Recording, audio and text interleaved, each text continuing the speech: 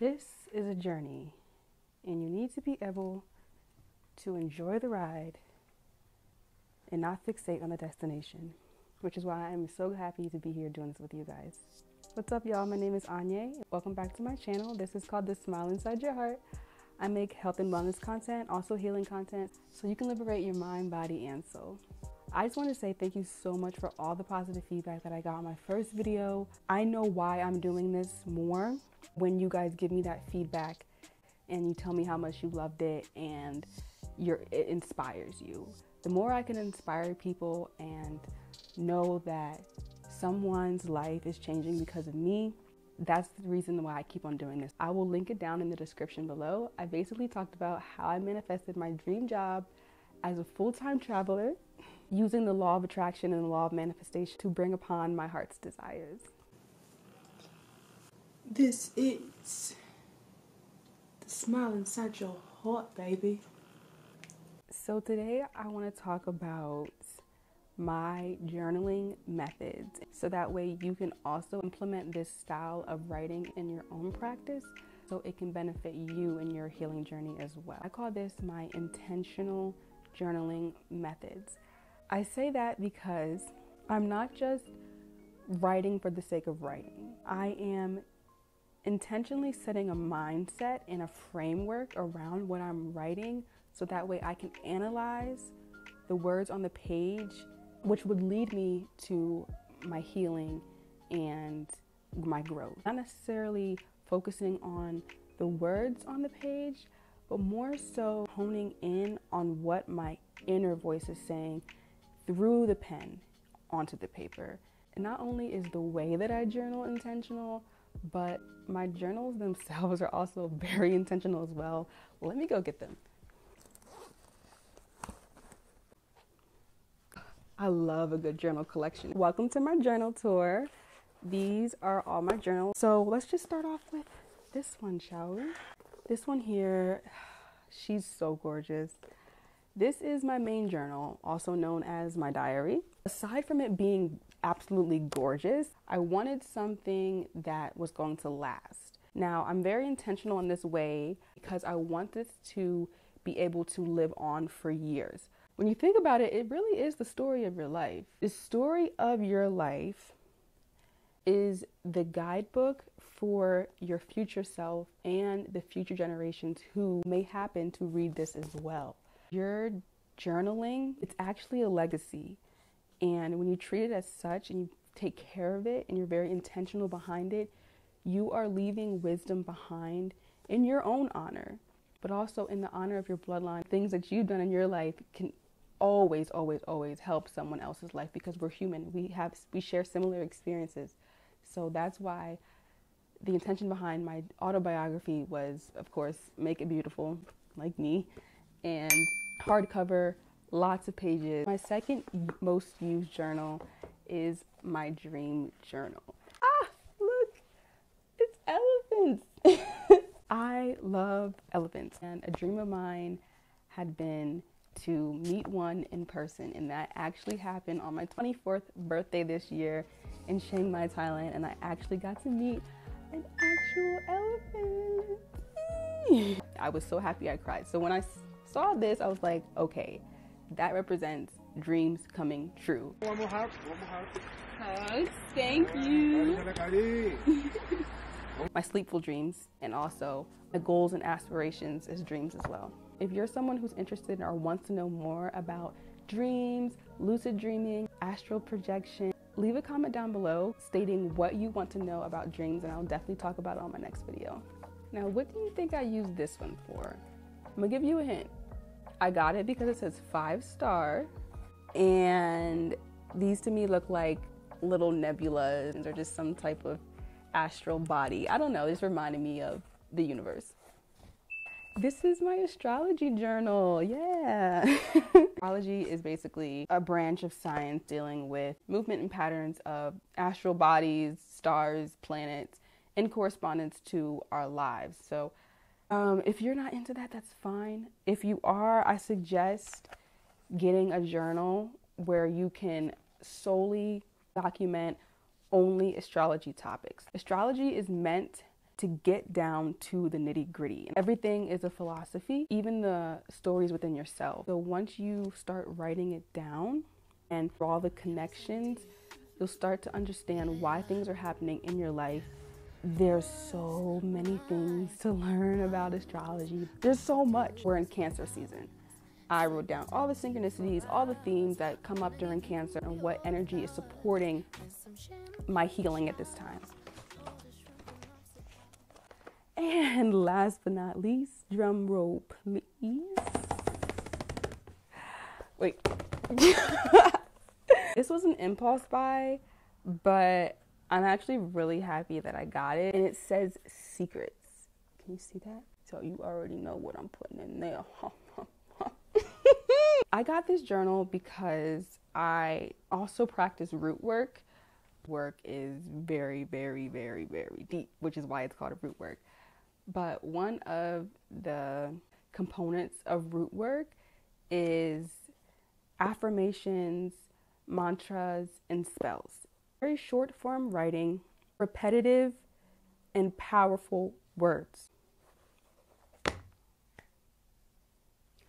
Well, if you're still here, I appreciate it. Now we can actually get into the methods that I use when I am writing in these notebooks. Oh yeah, don't forget to like and subscribe. I make videos every week or when the wind blows me in front of this camera. And let me know down in the comments what you want to see from me. Oh, before I forget, I need to run this back. Inside the first page of my diary, I sign my name. I also put the day that I started it, which was June 7th, dash whenever I ended. Okay. So, see, look, I'm a very pictographic writer when it comes to my journaling. Basically, in my intentional journaling methods, what I do is I first just brain scatter all over the page. Just write down whatever thoughts and whatever feelings, whatever is going on that day. I read through it one more time without judgment, without critique. And then on the third time, I observe my words more carefully when going in with a different color pen and I'm highlighting and underlining. I highlight and underline because I can already see on the page what I'm trying to say. What I really want to get to is figuring out what my soul, my spirit, or my unhealed parts of me are trying to say. And that takes a little bit more digging. What am I looking for when I'm highlighting? Okay, so say that you are talking to somebody. Highlight the words that you would yell back at them if they could not understand what you were saying. So I'm just gonna pick a random entry. What do I feel like sharing with you guys? This entry is from July 10th, 2023, when I went to Cannon Beach for the first time by myself. Now, a little backstory. I've been manifesting Cannon Beach for a long time. I actually just wanted to go because I saw a picture of it on Instagram and I was just like, that's dope, I gotta go. Fast forward to now, I have this job as a full-time traveler and I am assigned in Oregon. And it's just like completely uncanny how the universe works in all these strange and mysterious ways, because this was just a thought. It wasn't anything that I was actively seeking out. I just thought that Cannon Beach was beautiful and I wanted to go. While I was there, I took the time to write down just how grateful and amazed in the fact that anything is possible. So that's basically the premise of this entry. Here I go. July 10th, 2023. Here I am at Cannon Beach, Oregon, existing in an answered prayer, proof that the universe is always listening and that I'm her special little girl. Draws picture of Cannon Beach. I feel proud in my solitude, amazed that I had the willpower to answer this call. It is so powerful that one idea can bloom into a reality covered by mystery and uncovered by the curiosity within. The determination of a wandering soul seeking her familiar place. To be back in love with Cannon Beach. Who knows how many lifetimes have passed or how many missed opportunities I had to go through for the lucky dice to land on me. I once thought of being here, and that thought wanted something more. It wanted life, reunion, remembrance, and a chance to leave the mind's eye, for a chance to look around, to feel the sounds and taste the sights to see. This thought wanted nothing more than to come alive. I'm so grateful it chose me to lead its journey on its adventure to just be. So yeah, that was basically a gratitude entry, but I can still pick out what my soul is trying to say here. I think it's a very soulful entry. All right, so let's take this step by step. Here I am at Cannon Beach, Oregon, existing in an answered prayer. Proof that the universe is always listening and that I'm her special little girl. So say this person that I'm talking to just can't hear me, right? I think I would yell back that I'm existing in an answered prayer, proof that the universe is listening, and I'm her special little girl. Next line. I feel proud in my solitude, amazed that I have the willpower to answer this call. It is so powerful that one idea can bloom into a reality, covered by mystery and uncovered by the curiosity within. So this one is a little bit more tricky. So when you get to a point like this, what helps me is thinking about what's been going on in my life previously, or whatever's coming up in the moment right now. So basically, I can relate this to my journey to becoming this person. So I wasn't always brave enough to do things by myself. I had a sense of fear of being alone. If I were giving this story to someone else and they could not hear me, I would yell to them, I am proud of my solitude. Boom. Let's try a different entry, one that's a little bit more shadow work like. Okay, so I have a fake entry here and it's already underlined. So now that we have the whole gist of this, I can just hop into this real fast. This is what I wrote, all right? Dear Diary, I'm having a lot of thoughts running through my head and I don't know what to do. This week, I told myself that I have to push myself harder if I want to see progress towards my goals. I decided if I want to be successful, I have to utilize every minute of my day towards making progress. By the time I get done with everything, it is 1 a.m., but that's okay because grinding out requires sacrifice. In order to make time for my hobbies, I have to paint at night. I'm super tired, but I force myself to do it because I have a fear that I will not see my goals if I don't paint every day. I stay up all hours of the night because a half-done painting gives me the ick. This takes the enjoyment out of my craft because I feel I can't walk away from it unless it looks like how art should be.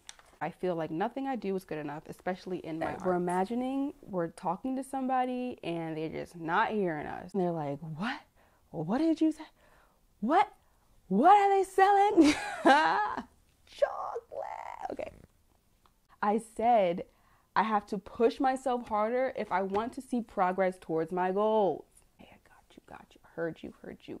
Next thing I do in this method is to look at what I underlined, right? And determine if it is a limiting belief, a trigger, or an unhealed part of me. How do we do this? First, let's figure out what the definition of these things are. So a limiting belief, what is a limiter? I don't really like this definition. Let's see if we have a better one. Well, this one says a limiting belief is a state of mind or belief about yourself that restricts you in some way. Looking at this page, I underline, I have to push myself harder if I want to see progress towards my goals. All right, red flag. You know why? Because that's a limiting belief. That's not true. Because now I'm calling out my own bullshit. I feel like that's the problem sometimes. We write things down, but we don't call out our own bullshit because we just automatically think that by writing it down, it's going to fix the problem. No. You have to understand that in order to do better, you have to know better. And in order to know better, you have to figure out the patterns that are leading you astray. I know now that overworking myself and grinding out is not going to get me to my goals and dreams faster. I've actually learned that just doing just enough, just being alive, will get me to my goals in unimaginable ways by just being myself. So I've grown, all right? So now I'm going to go in and circle my triggers. What are triggers? Okay, funny you asked. It's a word that's been populating through society nowadays, and it's like there must be a narrative behind it that we need to understand. In psychology, a trigger is a stimulus that causes a painful memory to resurface. Triggers can be positive too, like the smell of your grandmother's baked apple pie could be triggering to you. Was now just bringing you back these memories of you cooking with her. It don't always have to be painful, you know? Just putting that out there. However, in this sense, since I was going through something at this time, I am going to identify the ones that are more uncomfortable to me. So, in a different color pen, I know I've been waving this blue pen around this whole entire time, and circle the triggers. So, I circled the words because a half-done painting gives me the ick. Although we see triggers as something that's uncomfortable, triggers are the messengers to where you need to heal. That's why when we have them, they usually come from an outside source, and we think because it's coming from an outside source and it's causing all this emotion inside, that means the outside source is the problem, but it's not. The outside source is the reflection. The painting did not do anything to me. The painting doesn't even know that it's bad or it's good. It just is. What I need to figure out is what about a half-done painting is triggering such a icky feeling inside of me? Is it because I want everything to be perfect at all times? Keep on going deeper. Flipping back to the gratitude entry, things that I would highlight, of course, the things that I would yell back to somebody if they could not hear me, areas of growth, and 3, proof of my blessings. Okay, so the last thing that I would highlight or underline in a shadow work entry would be the unhealed parts of me. Now, honestly, a lot of these things are overlapping. Still good practice to compartmentalize what you are saying and what it is saying to you. What part of this sentence is telling me that I am unhealed? And why is that part unhealed? What is it stemming from? An unhealed part of me would be within this sentence here. I feel like nothing I do is good enough. Clearly, I have several reasons to feel like I am good enough. I'm not giving credit to the things that are beyond good enough. Why is that? Why am I not validating myself in that way?